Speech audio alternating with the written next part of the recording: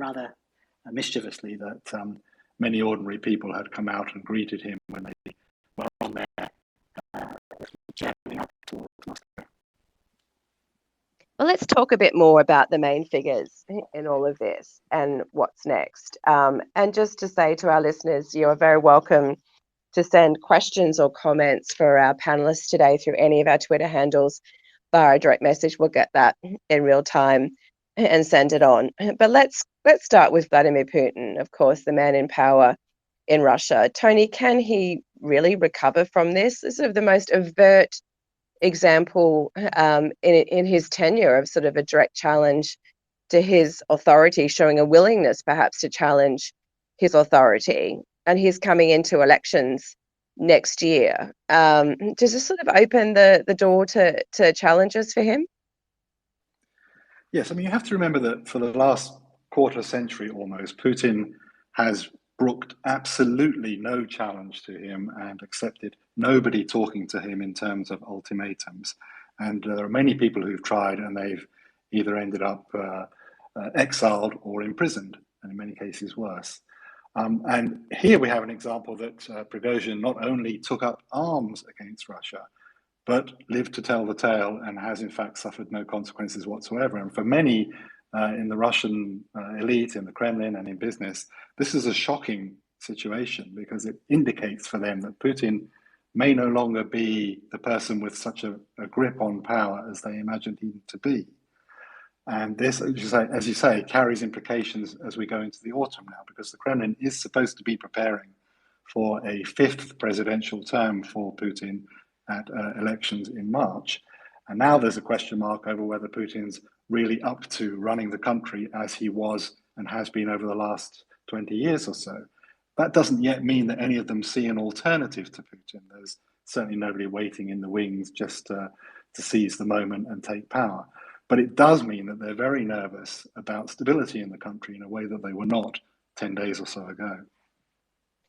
And obviously, as you say, it sort of requires someone to be willing in a way to stick their neck out and, you know, gather other elites potentially and say, we need to talk about a future without Putin. But we've just actually put a story out talking about the mood within the elite. And it seems like obviously they're unhappy with the latest developments, and they've been unhappy about sort of the war in general, but not willing at this point really to sort of say, I'll be the one who'll lead the charge. Can you talk a bit about that? Yes, I mean, you have to remember they're conditioned by decades of fear not to stick their neck out and take a risk to seize power. And that's what, in many ways, makes Prigozhin's actions so extraordinary, that he did that. And as people saw, he suffered no consequences. But famously, the Kremlin and Russian politics generally is a conspiratorial place that people gather and try to understand where power is shifting and to whom. And we can expect that, I think, to intensify as we go into the autumn now, because people are going to gauge what Putin does and what he says, and they're going to measure it against what he did when push came to shove in this mutiny, when Prigozhin actually challenged him. And Putin has emerged looking quite weak to many Russians in this episode. He's been very active in the last couple of days ago or so, showing himself on TV, talking to the military, talking to security chiefs, effectively attempting to re-establish his authority. But it all has an air of desperation about it. It doesn't convince in the way that it did 2 weeks ago. And so, yes, I think we can expect more people to begin chattering among themselves about whether or not there's a better horse they should back for 2024. Well, it's interesting, as you say, sort of certainly the intent seems to be from the Kremlin, like this is over, business as usual, we're focusing back on other things. Yeah, the defense minister pitching up inside Ukraine. Here I am meeting the Russian troops in Ukraine. Vladimir Putin out and about, being visible, you know, meeting and talking with a bunch of leaders from different countries and so on. But, you know, in all of this, Sasha, I wanted to bring you in. You know, he is a man who's been in power for more than 2 decades. He's seen, no doubt, a load of different challenges in his time, both sort of to, you know, from the Russian economy to within politics, and he's survived all of that. So, you know, do you think we're perhaps racing a bit too quickly to write him off? Sasha, what's your view on sort of Vladimir Putin's durability? Well, to be honest, I'm more prepared to speak about the durability of Lukashenko, who I more closely followed as a reporter. Yeah, speaking of Putin's durability, well, again, we have to see. It seems like he is weakened by this. At least it is the interpretation which is now the most widespread in the media. But we also have to see what happens. Well, but Putin, we should remember, he remains the president even after this incident, shall we call it so, which already means something. And again, Prigozhin brought his tanks almost up, more or less to the border of Moscow, but he turned back and he took that deal, which we don't know much about. And again, Prigozhin seems to have gone somewhat below the surface. We haven't really seen him yet. He is reportedly landed in Belarus, but we haven't seen any photo of him there. We don't know where he is exactly, but we are rather sure that Putin is still in Russia, in Moscow, and running the country. So he remains durable for the time being. And I want to turn to Lukashenko in a minute, but I just wanted to bring in Anna Edgerton. Happy birthday, Anna, by the way. I wanted to ask the view briefly about Putin from the US. Of course, President Joe Biden has called Vladimir Putin all sorts of names, a killer, a monster, and he said that man needs to go. But sort of was the prospect, albeit even potentially briefly, that he might go, and then you get someone like Prigozhin sort of pushing that sort of opposition. Was that a concerning moment for the US? You know, the prospect for total instability inside Russia, perhaps sort of the devil you know versus what might come after him. Was there any sort of level of concern in Washington about that?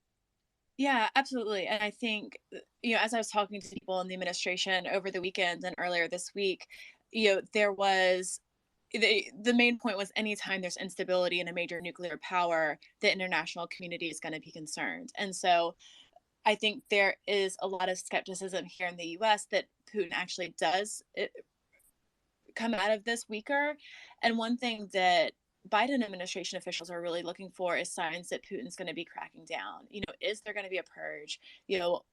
Is Prigozhin going to be actually secure and safe in Belarus? And what happens to, how does Putin respond to this? We've seen authoritarian regimes in the past where you have challenges like this and they crack down and consolidate power. So I think, while this is certainly an unprecedented challenge to Putin's kind of control of the country, there is a lot of concern about whether this kind of emboldens hardliners, if not to directly challenge Putin, then for Putin to respond to criticisms from those hardliners and crack down himself, both within Russia and also in the conflict in Ukraine.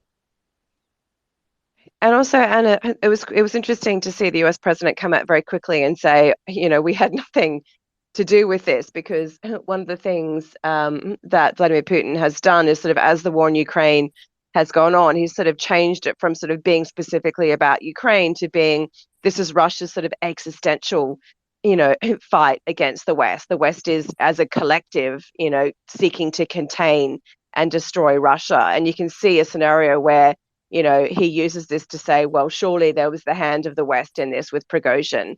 But, the US president seems to be very quickly and carefully moving toward that off. Totally. And that was the first initial response from people I talked to on Saturday and Sunday, was to say, we're going to be very careful in our messaging to make it very clear that we had nothing to do with this. So there was a lot of communication, both within the Biden administration and with allies in Europe, to make it clear that the West had no hand in this. And, there's nothing to trace this would-be mutiny back to foreign forces. And I think, that's important going forward, because as we see how Putin responds, we saw that he did say, the West is kind of rubbing their hands, wanting Russians to fight each other. He stopped short of directly blaming the U.S. or blaming other countries in Europe. But, there's clearly a desire for Putin to use this as a unifying moment within Russia.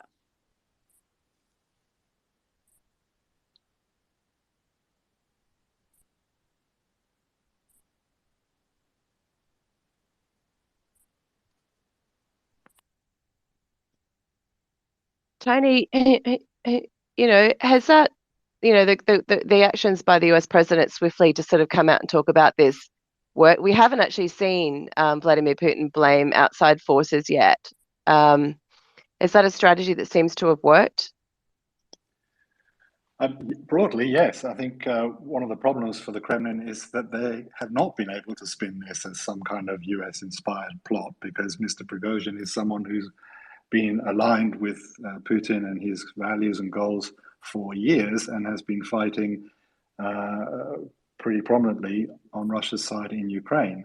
So it's a difficulty for the Kremlin there, because that means that they have to try and answer some other way how it came to be that there was a mutiny against Putin that he himself said almost brought the country to civil war. Sasha, I'd like to bring you in here with Prigozhin also, because it's interesting to explain to listeners that what was the motivation of the Belarusian president, Alexander Lukashenko, who of course has grown ever more reliant economically and otherwise on Vladimir Putin. What was his motivation to come in and sort of, claim that he brokered this deal, and what sort of the impact on him of having Prigozhin sort of essentially basing himself, at least for now, inside Belarus? Well, I guess we can discern his motivation from what he told in the long account of the conversation between him and Prigozhin, which he gave just recently. He said, among other many things, that he doesn't see himself as a hero in the situation. He doesn't see himself as a mediator even, but he sees himself as the figure of as a figure which is equal to Vladimir Putin in resolving this controversy. He put himself effectively on the same shelf with Putin in this case, and he did it openly, and he worded it himself in that way. So this is probably his largest motivation to elevate his weight, political weight, versus Putin, who has long been seen as his patron. But in reality, he has also been growing increasingly dependent on Lukashenko, who runs a country which Russia uses militarily to wage the war against Ukraine. Because without Belarus, without Lukashenko's involvement, the war, the way it is, wouldn't have been possible. Belarus shares a huge border with Ukraine, and it also, we shouldn't forget, it shares a border with NATO members Poland, Lithuania, and Latvia, and its geographical position is so that it kind of almost separates the Baltic states from the mainland Europe. So Lukashenko uses the situation to increase his political weight, but we don't know all the details of the deal. We only know what we have been told, and we will have to see how the situation evolves, because allowing Prigozhin into your country may have various consequences, to say the least. But they will also depend on what Prigozhin wants to do. Well, let's talk about a bit of those. I mean, I think one of the things that's really interesting, Sasha, about what you're saying is, there is a perception, to some extent, and let's just be blunt about it, that Lukashenko is seen as sort of a stooge of Vladimir Putin, that he's seen it just sort of like doing exactly what he's told. But your point is, in fact, in a way, this sort of is a sign of strength for Lukashenko, and that he's in a way more cunning, perhaps, than we realize. But even so, having Yevgeny Prigozhin sitting in your country, with or without more of his Wagner forces, because we don't know what's happening to them, whether they split up entirely or whether he brings them with him. Like, does this sort of strengthen him potentially inside Belarus? Of course, he's cracked down a lot on pro-democracy protests in recent years. Or is there, if you could just explain, even in an environment where there's a lot we don't know about this deal or where it's going, what might be some of the risks for Lukashenko in this? Lukashenko's main line of behavior, his main strategy was to maintain stability. That's what lasted him through almost 3 decades. He just to speak plainly, he tried to keep things as the way they were, to prevent anything from happening, anything from changing. But the war, the COVID, we shouldn't forget, because the COVID triggered the wave of protests against Lukashenko during the election. Then it all evolved into a huge wave of repressions, which in some way enabled Lukashenko to maintain his grip, but he also had to allow Putin use his country to wage the war. All this is anything but stability. So Lukashenko has ventured into an era of non-stability, which is an inherently dangerous thing for him, for such regime like his. But he tries to navigate it the way he can, and like you said, he is a cunning and ruthless political actor. But he is now involved not just with the local opposition as opponents. He has serious and new players inside his country, like Prigozhin. He has Putin, who is playing his own game and who is waging a war partially via Belarus against Ukraine, and it looks like he is slowly losing. This is not a kind of war which seems to be victorious for Russia, at least currently. So this is a situation which probably is not very comfortable for Lukashenko. But again, he is also experienced in riding the wave of a crisis. And also, he has a history with Wagner, which I think most people may not know about. Certainly, I didn't until recently. Sasha, can you just talk a bit about Lukashenko's history with Wagner? Yes, it was a rather bizarre incident even 3 years ago in July of 2020, shortly before the presidential elections. Lukashenko's special services detained 33 members of Wagner in Belarus suddenly. Media were very shocked because Wagner is a force which is associated with Putin, and Putin is the big ally of Lukashenko. And here we have Lukashenko detaining Wagner people in Minsk. He even, at some point, he even allegedly promised to deliver them to Ukraine, because Ukraine accused those people of being involved in war in Ukraine since 2014. Let's not forget the war has been going on for more than 8 years there. But after a sudden about-face, Lukashenko gave up those people back to Russia, and this caused a big controversy in Ukraine. And there's even an opinion which kind of borders on conspiracy theory that this whole affair could have been a covert operation by Ukrainian secret services to detain those people in Belarus and bring them to Minsk in some way, to Kiev in some way, and it could have just gone very wrong for Kiev and for the Zelensky team. But right now, this incident is almost forgotten just because there is war. And this is a question which has been probably pushed back to the time when the war is over, and maybe Ukraine will get back to trying to find an answer to that.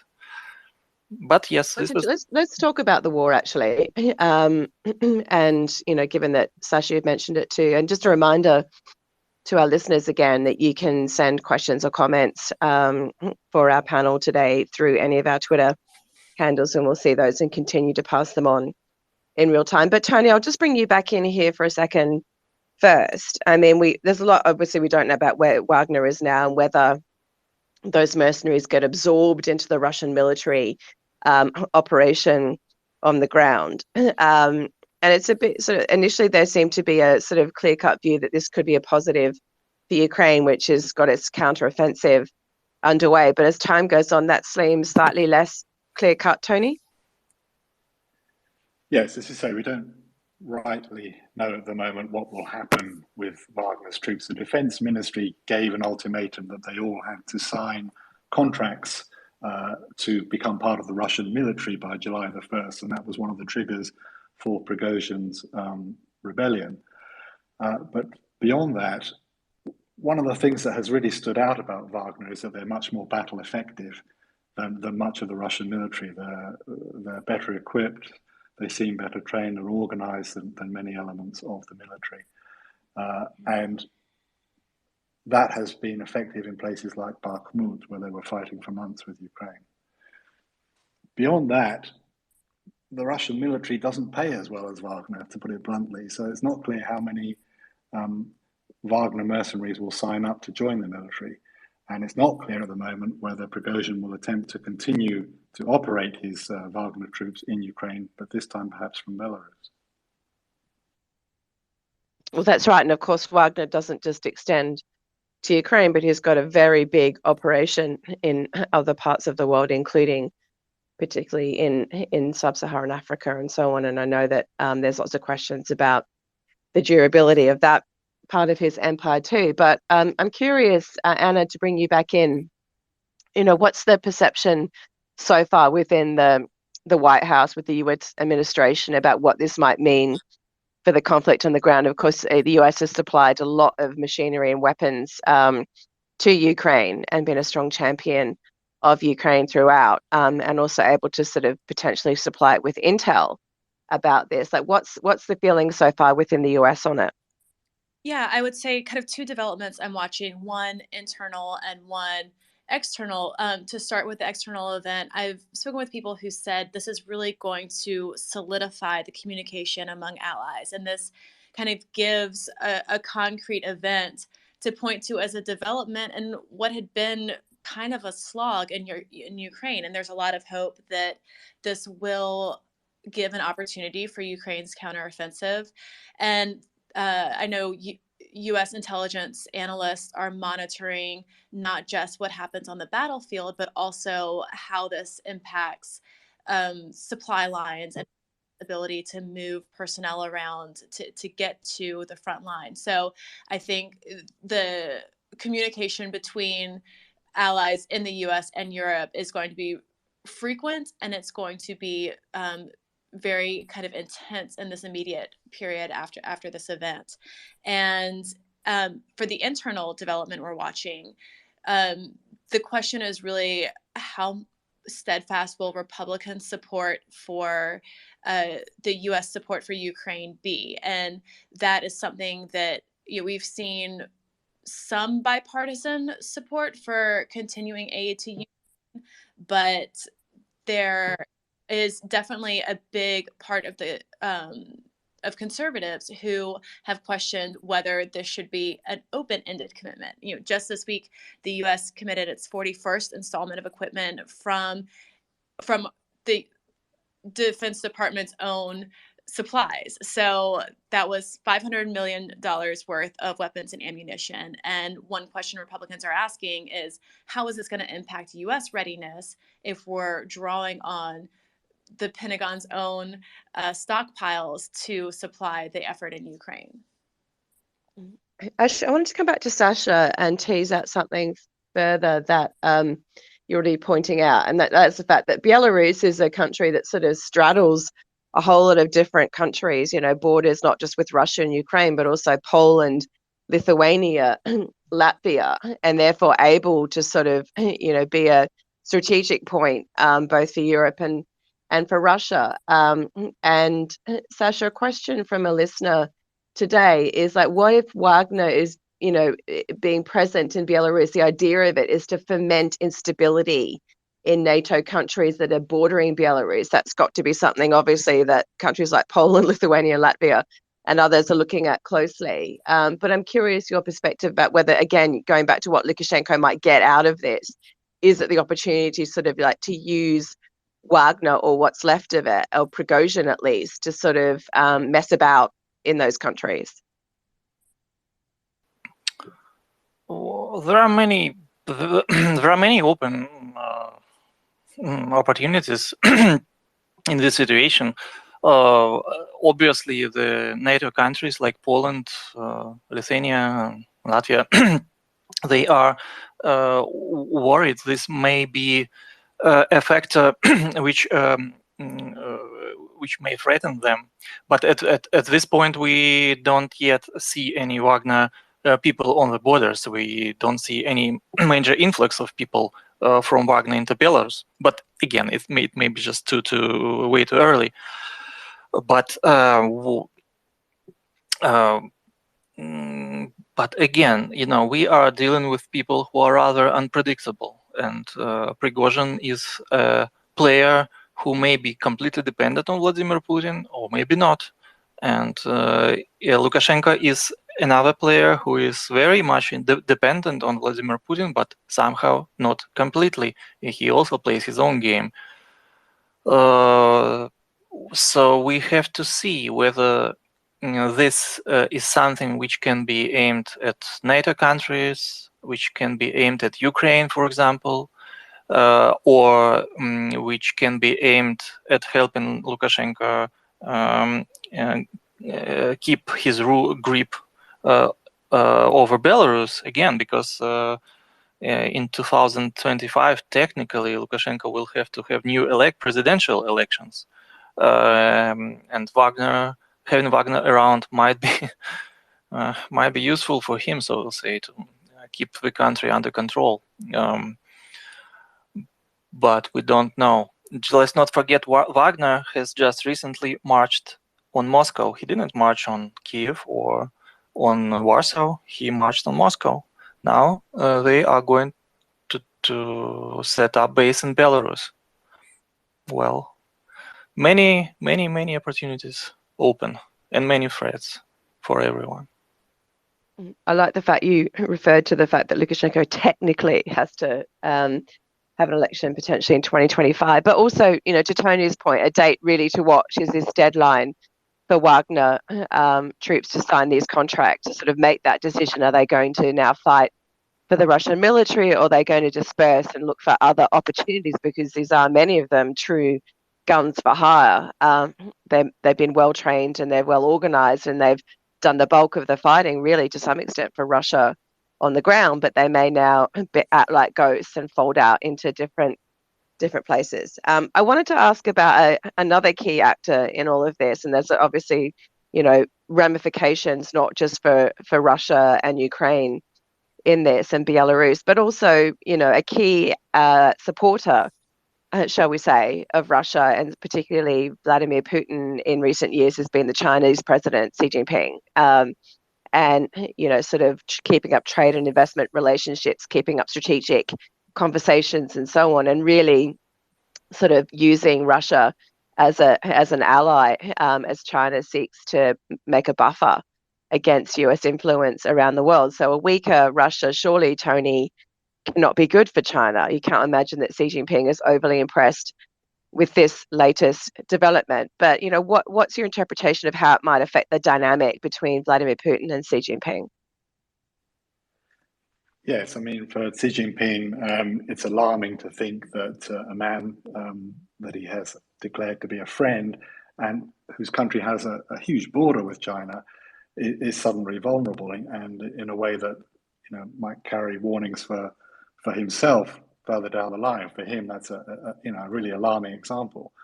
But for the longer term too, it makes him question, I think, whether it was a smart bet to go all in on Russia as an ally and a friend, or perhaps not an ally, but at least a friend.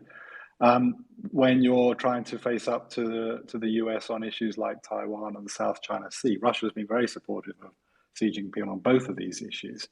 But now it seems with Putin weakened, that doesn't look so impressive to the US as it faces China.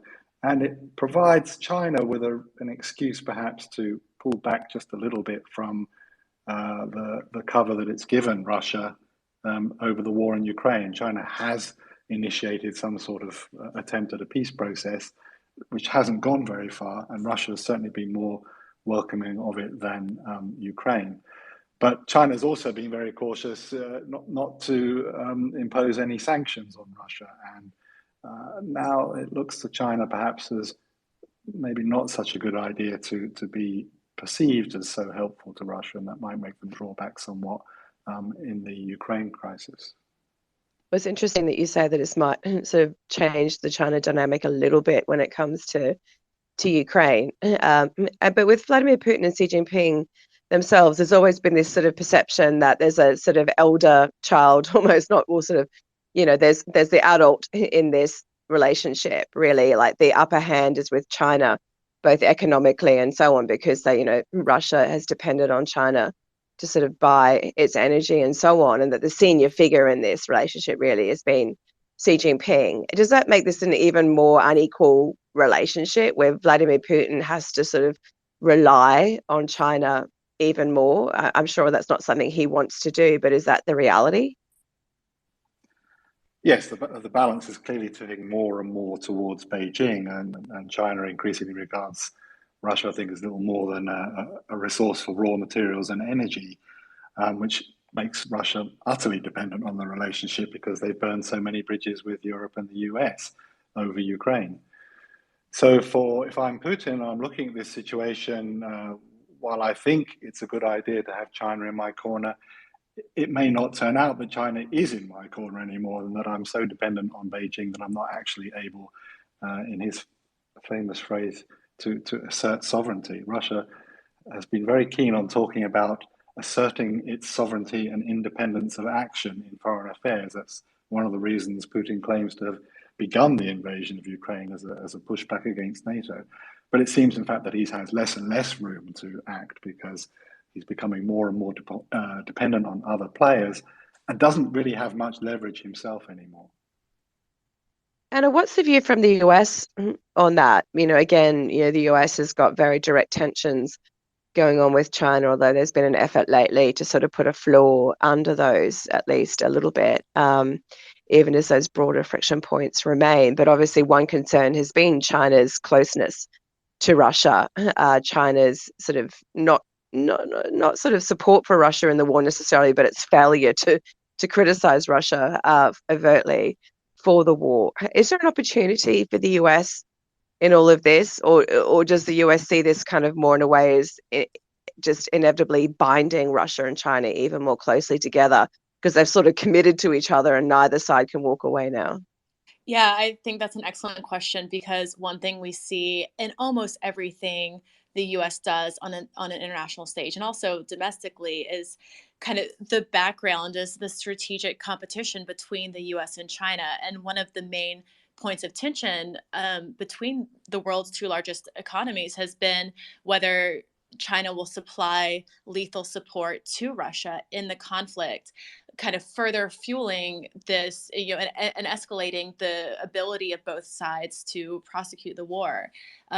So I think there is a lot of concern about how this impacts that dynamic for all the reasons that you've spoken about.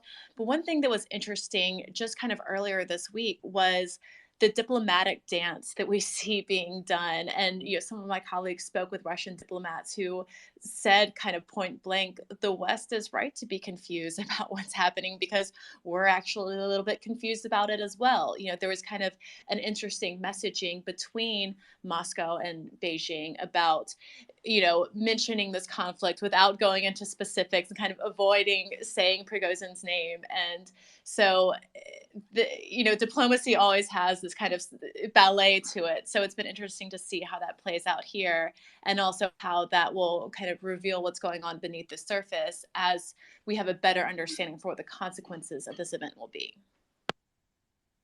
There's one other thing I wanted to talk about, because Tony, we talked about what we're perceiving to be the conversations amongst the elites in Russia, and we had that story out just a short time ago today from our sources sort of talking about that. But the other aspect of this is, of course, the ordinary people in Russia. And you've spoken about how Vladimir Putin has quite carefully defanged the political opposition in Russia, and also sort of lots of control over media and messaging, and then that visible kind of propaganda of him being out and about today. All good, nothing to see here.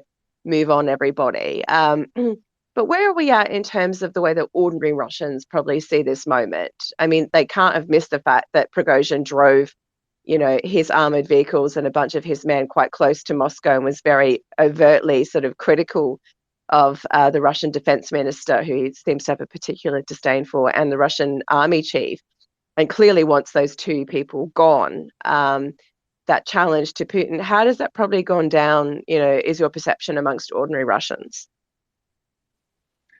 Yes, I mean, ironically, regardless of competence, but both the defense minister and the chief of the army are probably safer now than they were last week.